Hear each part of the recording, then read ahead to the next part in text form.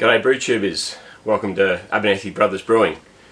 I've wanted to brew with coconut for some time, so today's recipe is a Amber Ale. It's actually a ANZAC Biscuit Ale, a beer that quite a few Aussies brew from time to time, and it's got both coconut and golden syrup in it. Stick around.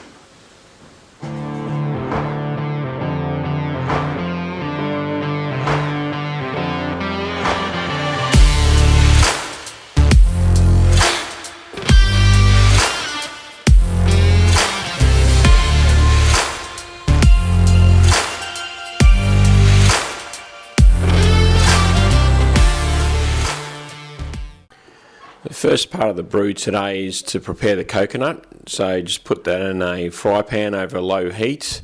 It does turn from white to golden very quickly, so you do need to be a bit careful, otherwise you'll burn it pretty easily. I've done this in 2 batches to make it a bit easier.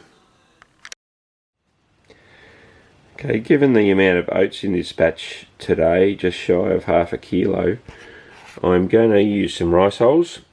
And I have found that the last few brews when I've used rice hulls, I actually get my efficiency drops and a reasonable bit, like over 5%. So I have heard about soaking the rice hulls in water. So these have been soaking overnight. So I'm going to distribute these through the mash as I chuck it in. The recipe today uses pale ale malt, biscuit and caramel malt, as well as rolled oats, and East Kent Goldings are used for the hops. You'll see a full breakdown of the recipe in the description of the video.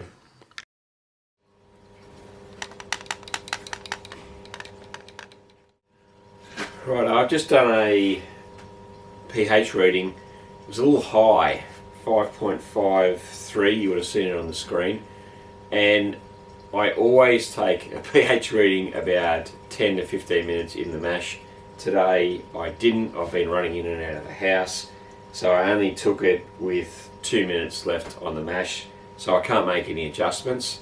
I'll need to make a note to add, I did add a little bit of citric acid to the water, the strike water, but it was only a little bit. It was like maybe 1/8 of a teaspoon. Next time I'll certainly at least double that.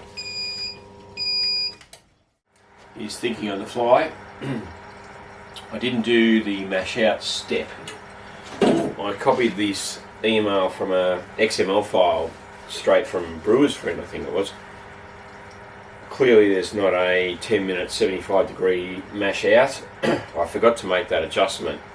So thinking on the fly, I'm going to run the pump for another, let's do it 10 minutes. I'm going to struggle with temperature. Maybe the heat's on. It's jumped to the Sparge step on the app. I'm not too sure how to go back and adjust the temperature back up to say 75. So as a result, I'm not going to bother. It is ramping up the temperature as a result of the sparging process where it normally kicks it up. So I might actually get there either ways. It is a lovely colour. The golden syrup's yet to go in, so it's going to be darker than this. It is a bit cloudy, which is again expected with the oats. We'll see what it looks like in the boil. I know the start of the sparge, the grain forms a natural bed, a natural filter bed, and now I'm disturbing that. I took the top plate off and I'm stirring the mash. It's just going ridiculously slow. I wouldn't call it, well, what is stuck? He's stuck when it's completely not running at all, or he's stuck when it's incredibly slow. Well, it's incredibly slow, so I'm going to give it a helping hand.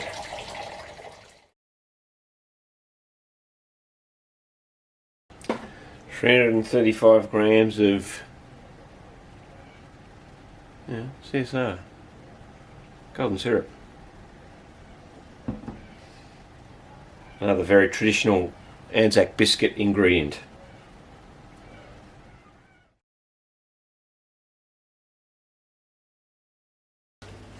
I believe we're going to be down a bit on the pre-boil volume. I'll just wait for the protein to clear off the top before I try and get a reading over the gauge.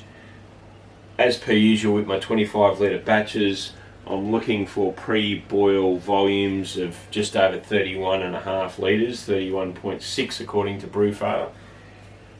The numbers have been very close in previous brews, so I reckon we're probably about half a litre down, but the absorption of the oats, I'll just calculate the grain absorption ratio for this batch. My suspicion is it's going to be higher because there's rice hulls in it and there's oats in it, so the wet grain is going to hold more moisture, well that's my theory anyway. I'll calculate the numbers and we'll have a look. Righto, 15 minutes to go and in goes the golden syrup. I probably should have been actually stirring this as I was pouring it in. This being basically a sugar. It may stick to the bottom and burn. So I might just kind of stir this for a bit. I think next time what I'll do is put some wort into the jug and kind of dilute it down, or have the golden syrup go into solution so it pours into the boil kettle a bit easier. A little tip for next time. Also noticed the wort isn't as dark as the reviews from the other guys who have brewed it, Stass Brewing in particular. He did a review I should say of 5 different versions of this. I'll put a link to that in the description. I think what I've done is I have missed the dark grain. There was a dark grain, a small addition. I can't recall, I'll need to just check the recipe. It might have been like a light chocolate or something like that. I think I've missed that step. I need to go back through. I certainly didn't crush any. I'll just need to go back through and look at the original recipe. I've already heated or put the hot wort through the counterflow chiller. Because there's a number of additions right at the end, yeast nutrient and a well flock tablet, I didn't want to be running all this through the counterflow chiller, golden syrup in particular. Yep, I've worked it out. Missing the 50 grams of chocolate. That's quite annoying because I actually have it. I don't know what I did there. Another rookie mistake. I'm sure it'll be fine though. It'll taste fine. Won't be as dark. It's more of a light. It is light, actually. It's not amber. We need to return to that. Righto, so we're going to add the coconut at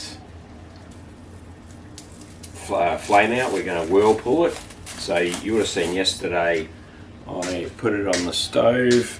Here it is here. Kind of a dark coconut. It smells absolutely fantastic. I love coconut. I'm looking forward to this to see how much flavour it imparts. I'm trying not to get too disappointed with missing the chocolate and the colour. That's kind of annoying. I did look at the efficiency though, and we were up quite a bit, 82% mash efficiency. What could that have been down to? As you saw, I forgot to put on the hot water when we started, so I needed to mash for longer, so we probably wound up mashing for maybe another 20 minutes. The other thing I did was, when we were doing the sparging, I had to take the top off and scrape or mix around the grain bed in order to get it to flow, because it was going amazingly slow. Yeah, as I was saying, so I think the combination of longer mash and stirring of the mash led to that increased efficiency. Righto, coconut. I just showed it to you, didn't I?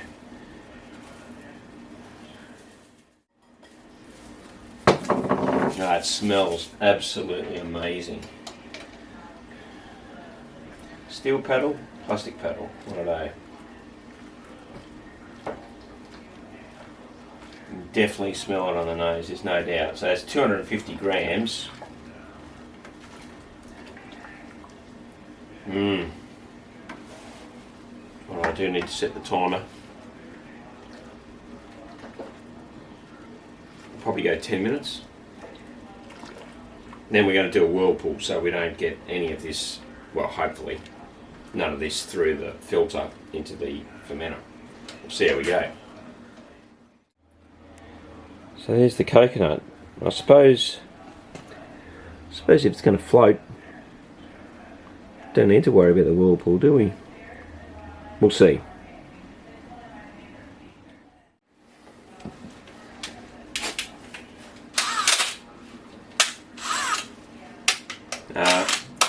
I'm going to whirlpool.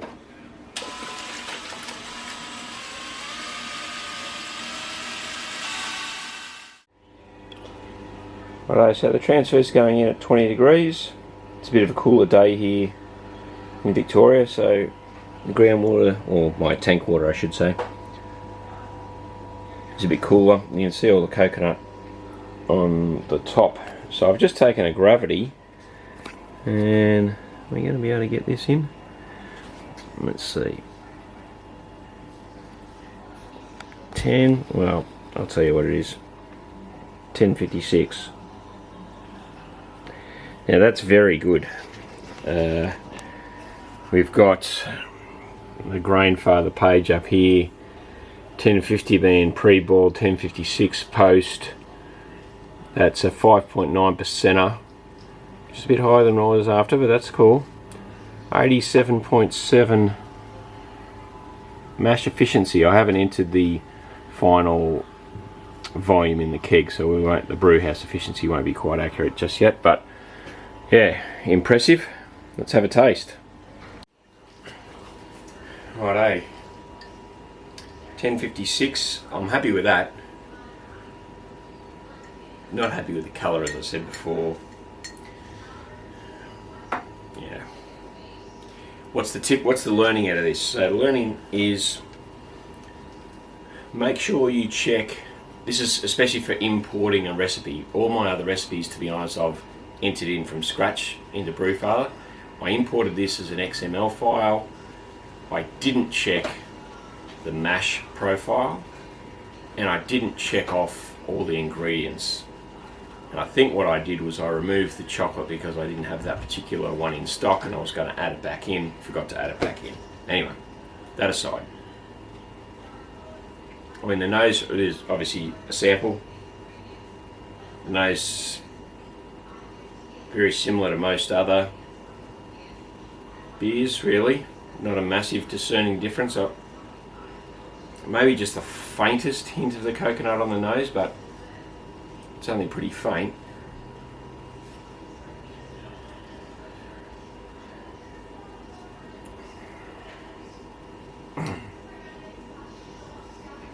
Sweet, as they all are, probably a bit sweeter, and that coconut is definitely there. Not overpowering, it's actually really quite nice. I really like it. Well, as we all know, it changes massively from a sample going to the fermenter to the finished product, so yes, we'll do a review when we get there. Okay, welcome to the tasting. So this is the ANZAC Biscuit Ale, or as I've now called it, the Coconut Golden Ale. Without that chocolate malt in it, it's not as dark as what normal amber would be.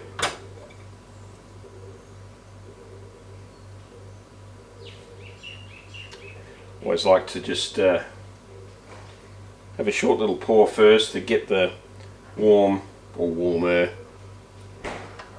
beer out of the line before I pour. So there she is. Beautiful golden colour. I'm not going to be able to... Where am I? Let's have a look. You can probably see at the bottom there. It is very clear. Beautiful golden colour. Good solid head too. This has been aging for, when did I brew this? Probably a couple of months actually, to be honest. The keg's about to blow, but I do have a little bit still left. So it's definitely malty on the nose. No hop aroma, nor was there meant to be.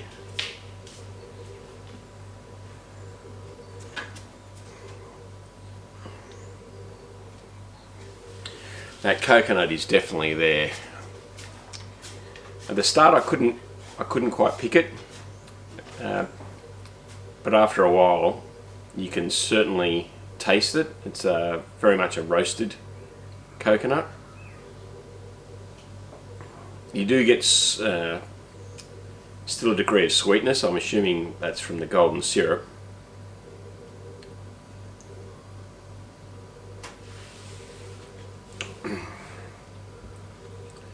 It's very moreish.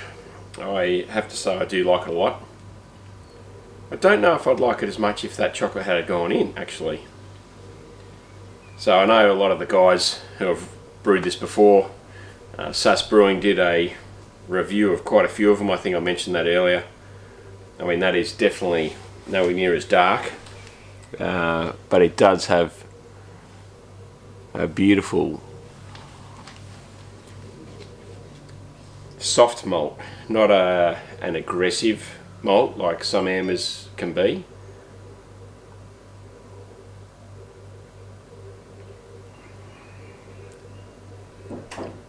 Bready. Yeah, the malt is more of a bread taste malt rather than a caramel. No, it's very nice. So this keg's probably not going to last the weekend out, but I've certainly enjoyed brewing it. As it is an ANZAC ale, next year I'll actually brew it on ANZAC Day or the weekend of ANZAC Day. I might leave the dark chocolate, or light chocolate I think it was. I might just leave that out. I did put the coconut in the whirlpool, which was a recommendation. There's quite a bit of coconut there. You can put it in the mash. I've also heard of people dry hopping basically with the coconut, but I think it's subtle without being overpowering. Righto, I hope you enjoyed that session. We'll catch you next time. Cheers.